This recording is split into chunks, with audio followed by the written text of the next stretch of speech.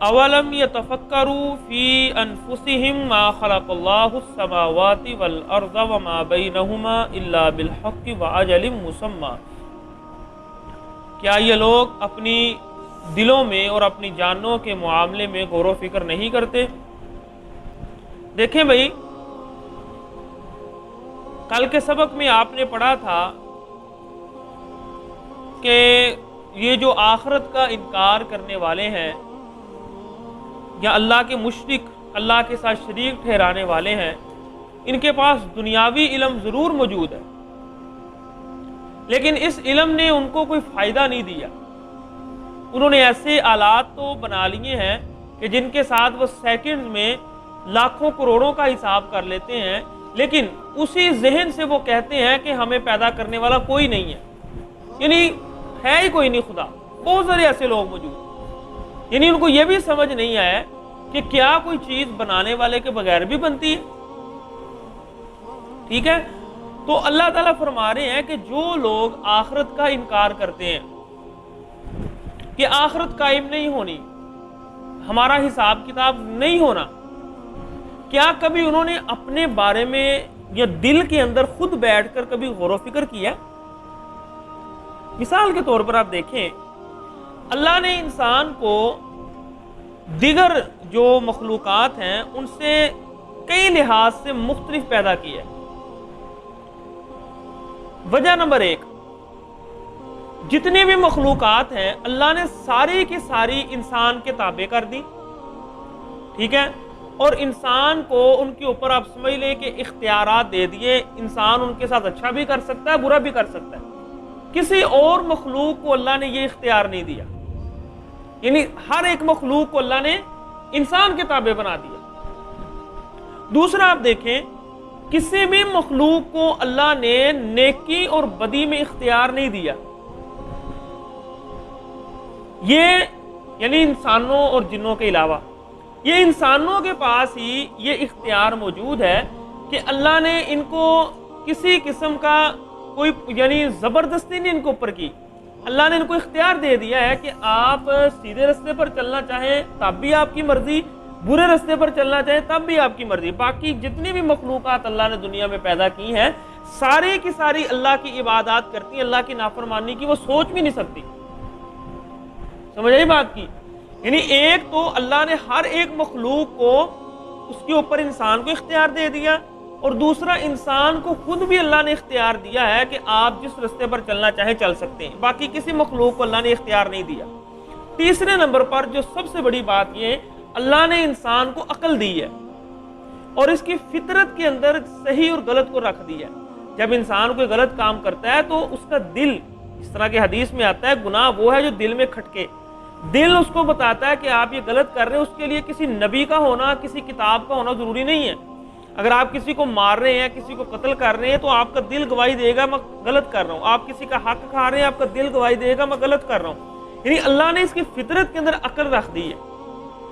اب جب یہ ساری چیزیں اللہ نے انسان کو دے دی ہیں تو ہر ایک عقل مند اس چیز کو سمجھتا ہے کہ ایک دن ایسا ہونا چاہیے کہ جب حساب کتاب ہو، حساب کتاب ہو، اچھے اور برے کی تمیز ہو کہ کس نے ان اختیارات کا غلط استعمال کیا اور کس نے ان اختیارات کا صحیح استعمال کیا۔ یعنی ایک بندہ ساری زندگی جو ہے اس کو اختیار تو ہے ناانصافی کرنے کا، لیکن وہ کرتا نہیں ہے، اور ایک بندہ ساری زندگی وہ 2 نمبری کرتا رہے، تو ہر انصاف کرنے والا یہ مطالبہ کرے گا کہ بھائی ایک دن ایسا آئے کہ ہمارے درمیان فرق ہونا چاہیے، ہمارے درمیان حساب کتاب ہونا چاہیے۔ ہوگا کہ نہیں ہوگا ایسا؟ ایک عقل والا انسان اس چیز کو تسلیم کرتا ہے کہ نہیں کرتا؟ یہی چیز اللہ فرما کہہ رہے ہیں کہ جو آپ آخرت کا انکار کرتے ہیں کہ حساب کتاب ہونا ہی نہیں ہے، کبھی آپ نے بیٹھ کے خود سوچا ہے؟ کبھی خود سوچیں اور آپ اس چیز کو پسند کریں گے کہ آپ ساری زندگی اچھائی سے گزار دیں اور ایک آپ کا بھائی ساری زندگی برائی میں گزار دے اور دونوں کو کوئی فرق ہی نہ ہو، دونوں اسی طرح ایک ساری زندگی جو ہے اللہ کے رستے پر چلتا رہا، تنگی کی زندگی گزارتا رہا، اور دوسرا ساری زندگی عیش و آرام کی زندگی گزارتا رہا، حلال اور حرام میں کوئی فرق نہیں کیا، ان دونوں میں کوئی فرق نہیں ہوگا۔ یہ اللہ کہہ رہے ہیں کبھی سوچیں اپنے دل کے اندر کہ کیا یہ چیز اس بات پر آمادہ کرتی ہے ہمیں کہ کوئی حساب کتاب نہیں ہونا چاہیے۔ بلکہ جب آپ سوچیں گے تو آپ خود اس چیز کی گواہی دیں گے کہ حساب کتاب ہونا چاہیے اور ہوگا، ایسے ممکن ہی نہیں ہے کہ نہ ہو۔ دوسری بات یہ اللہ فرما رہے ما خلق اللہ السماوات والارض وما بینہما الا بالحق واجل مسمى، اللہ نے زمین اور آسمان کے درمیان جو کچھ بھی پیدا کیا ہے حق کے ساتھ پیدا کیا ہے، اور اس کا ایک وقت مقرر اللہ نے بنایا۔ یعنی یہ پوری کائنات کا نظام اللہ نے بنایا اور سارا کا سارا انسان کے لیے مسخر کر دیا، سارا کا سارا انسان کے لیے مسخر۔ دیکھیں یہ دنیا جو ہے نا یہ قانون کے ساتھ چل رہی ہے، قانون کے بغیر یہ دنیا نہیں چل سکتی۔ اگر اس دنیا کے اندر کوئی قانون لاگو نہ ہوتا تو یہ جو سائنس ہے نا اس کا نام و نشان ہی نہ ہوتا، اس کا کوئی نام و نشان نہ ہوتا۔ یعنی یہ جب ہم دنیا کے اوپر اور اس کی چیزوں پر غور کرتے ہیں تو پتہ چلتا ہے کہ اس کو بنانے والا کوئی عظیم بیٹھا ہے اوپر جس نے اس کو بنایا ہے، یہ ایسے نہیں بن گئی۔ اگر یہ ایسے ہی بن گئی ہوتی تو اس کے اندر خرابی آنی تھی، اور جو ہمارے قانون تھے وہ وہاں کہیں نہ کہیں غلط ہونے تھے۔ ہمیشہ چیز ہم پھینکتے وہ نیچے کیوں گرتی، اوپر کیوں نہیں جاتی؟ اس کا مطلب ہے کہ یہ دنیا کے اندر ایک گریوٹی کا قانون موجود ہے، کشش ثقل کا قانون موجود ہے جو چیزوں کو اپنی طرف کھینچتی ہے۔ اسی طرح ہر ایک چیز کا ایک قانون اللہ نے دنیا میں بنایا ہے، اس قانون سے باہر دنیا نہیں نکل سکتی، کائنات نہیں نکل سکتی۔ اللہ فرما رہے ہیں یہ جو جتنی بھی چیزیں ہم نے بنائی ہیں یہ حق کے ساتھ، یعنی بہت اچھے اندازوں کے ساتھ بنائی ہیں۔ یہ ساری چیزیں جب آپ دیکھیں گے تو آپ کو پتا چلے گا کہ کوئی بنانے والا ہے، اور جس نے ہمیں یہ سب کچھ بنا کر دیا ہے تو یہ فضول نہیں بنا کر دیا۔ اللہ پوچھیں گے بھی کہ یہ سب کچھ دیا تھا، اس کو کیسے استعمال کیا؟ کیونکہ آپ کسی کو چھوٹی سی بھی چیز دیں تو آپ اس کا حساب لیتے ہیں، آپ کیسے یہ کہہ سکتے ہیں کہ اتنا بڑا نظام اللہ نے دے دیا اور آپ سے اللہ پوچھیں گے نہیں؟ تو کبھی خود دل میں سوچیں اور آپ کو پتا چلے گا کہ یہ آخرت قائم ہوگی کہ نہیں ہوگی۔ وَإِنَّ كَثِيرًا مِّنَ النَّاسِ بِلِقَاءِ رَبِّهِمْ لَكَافِرُونَ، لیکن اس سب کے باوجود بھی لوگوں کی اکثریت اللہ کی ملاقات سے انکار کرتی ہے۔ اولم یسیروا فی الارض فینظروا کیف کان عاقبۃ الذین من قبلہم، اللہ تعالیٰ مزید آسان کر رہے ہیں، بات کو مزید آسان کر رہے ہیں۔ آخرت کا انکار کرنے والے کو 2 4 10 12 تو لوگ نہیں ہے نا، سینکڑوں ہزاروں لوگ پہلے بھی گزرے، اور یہ چیز تاریخ گواہ ہے کہ جس نے بھی آخرت کا انکار کیا ہے اس نے گندی ترین زندگی گزاری ہے، کیونکہ اس سے ڈر ہی کسی چیز کا نہیں کہ میں نے کسی کے سامنے جواب دینا ہے۔ سمجھ آئی نا بات کی؟